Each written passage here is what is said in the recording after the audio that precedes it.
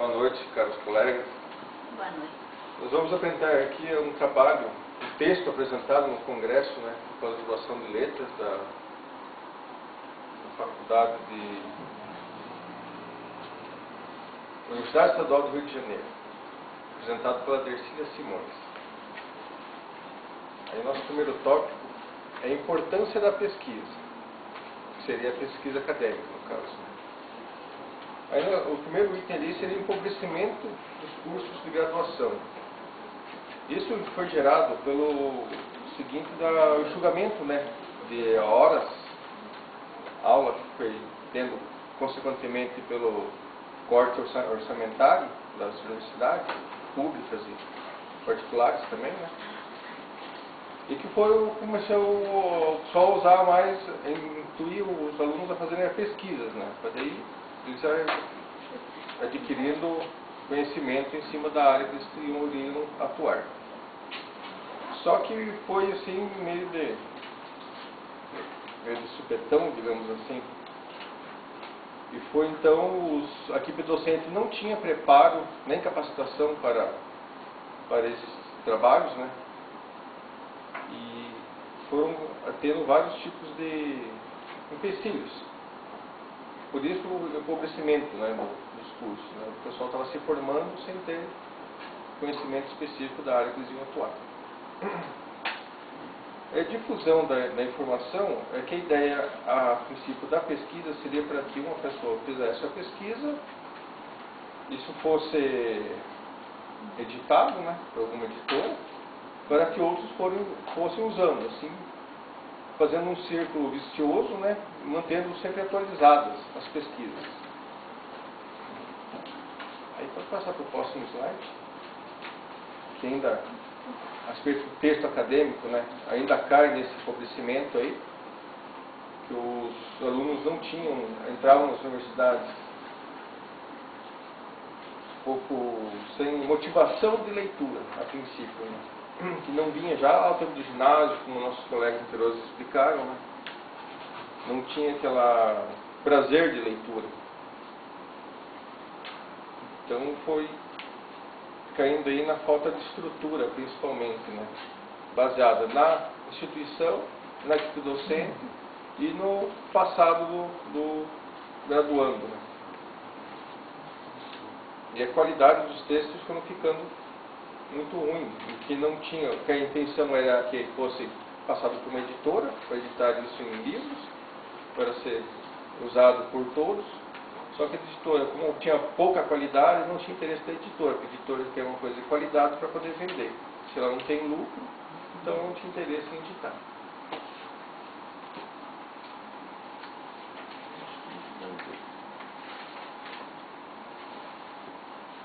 Aqui a continuação do assunto do Roland, né? Por exemplo, aqui vai entrar a monografia. Que hoje, a preocupação hoje, por exemplo, um vestibulando, ou seja, no começo seria a redação. Depois ele passa, a preocupação quando entra, começa numa faculdade, é pensar lá na frente como que ele vai montar uma monografia.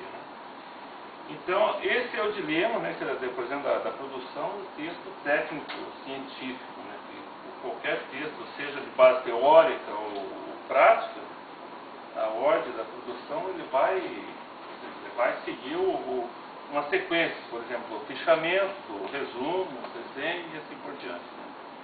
Então, isso, para se fazer essa monografia, essa pesquisa, ele requer conhecimento, no mínimo, satisfatório da língua, né?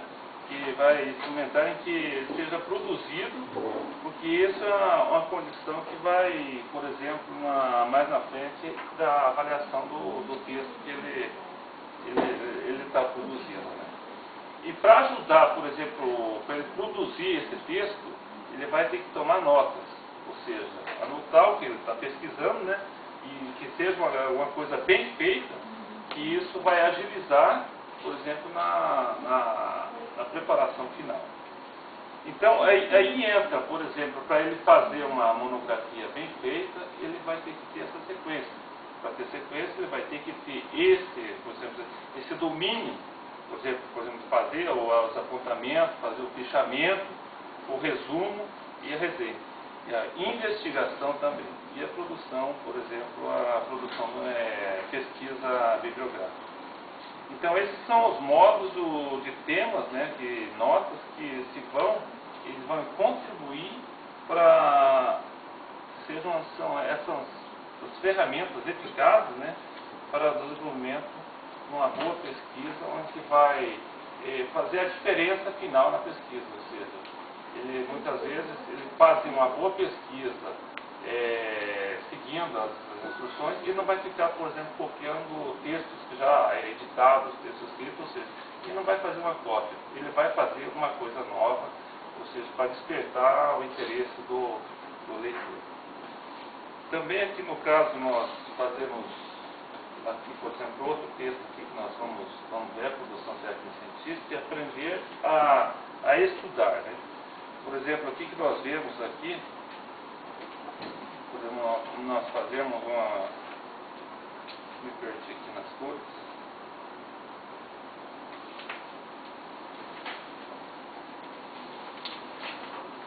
Desculpa, por aí, mas me perdi aqui.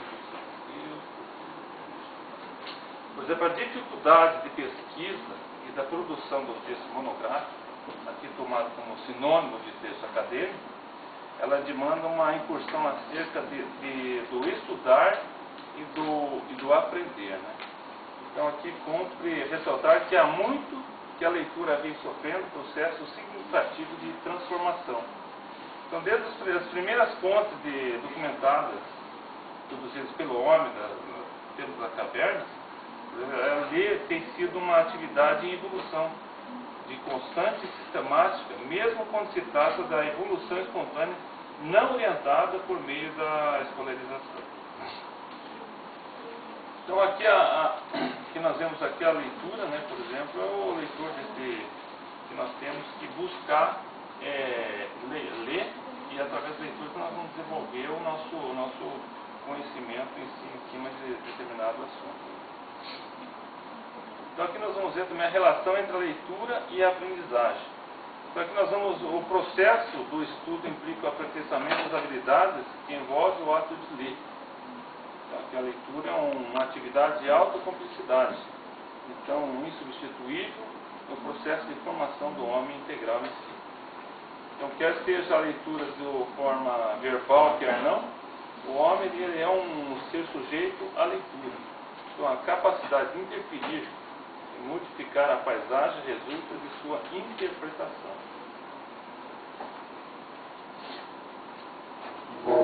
Bom, o Nelson já introduziu a questão da leitura, que em verdade é uma dos maiores entraves na produção de textos acadêmicos, que é a dificuldade, que é a falta de prática em leitura. E isso vem há muito tempo, né? E por isso a importância da formação de leitores críticos, né? Porque o leitor, não basta um leitor, né, decodificar o texto, ele precisa realmente conhecer, saber aquilo que ele está lendo. Para isso também ele tem que ter prazer na leitura. Ele tem que ter um domínio, mas ele tem que ter prazer, né? Por isso vem da leitura, do conhecimento e da educação, porque a leitura ela tem que ser programada. Tem que existir um foco, tem que saber o que ele está lendo. Né? De nada adianta para produzir um texto científico ele ler 1001 coisas.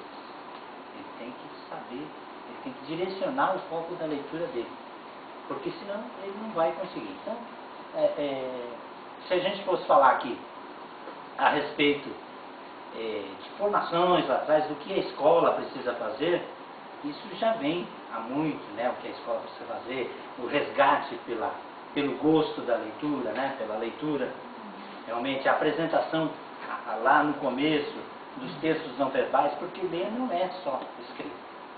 E por que a gente lê? Nós lemos para aprender, né, na verdade. Nós lemos. Então, o fato é que não basta, então, a gente não ter ler apenas por ler, porque senão você não vai assimilar nada. Muitas pessoas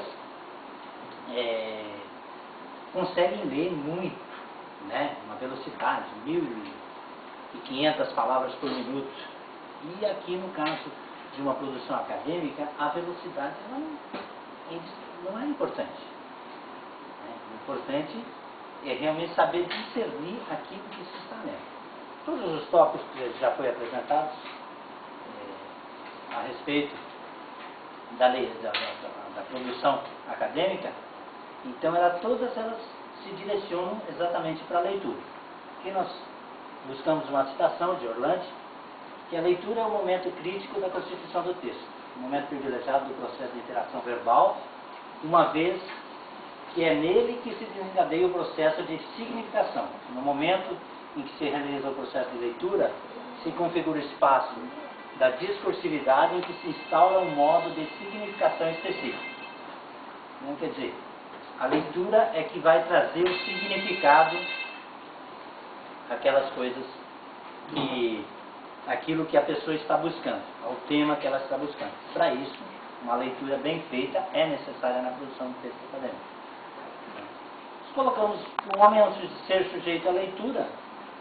Por quê? Tudo à nossa volta gira, porque a leitura não é só ler a escrita.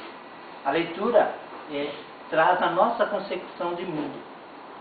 Através da leitura é que nós vamos ter uma concepção de mundo. E isso vai aumentar o nosso conhecimento, né, através exatamente da leitura que nós vamos ter essa capacidade, né, que o conhecimento ele é cumulativo, né? Então, naturalmente, quanto mais você lê, mais você vai conseguir. E a gente deixa aqui uma frase do matemático britânico George Ollier, né, que é para pensar um pouquinho, né, que o sábio começa no fim, o tolo termina no começo. Né. É só para pensar um pouquinho, nossas considerações finais, nossa referência.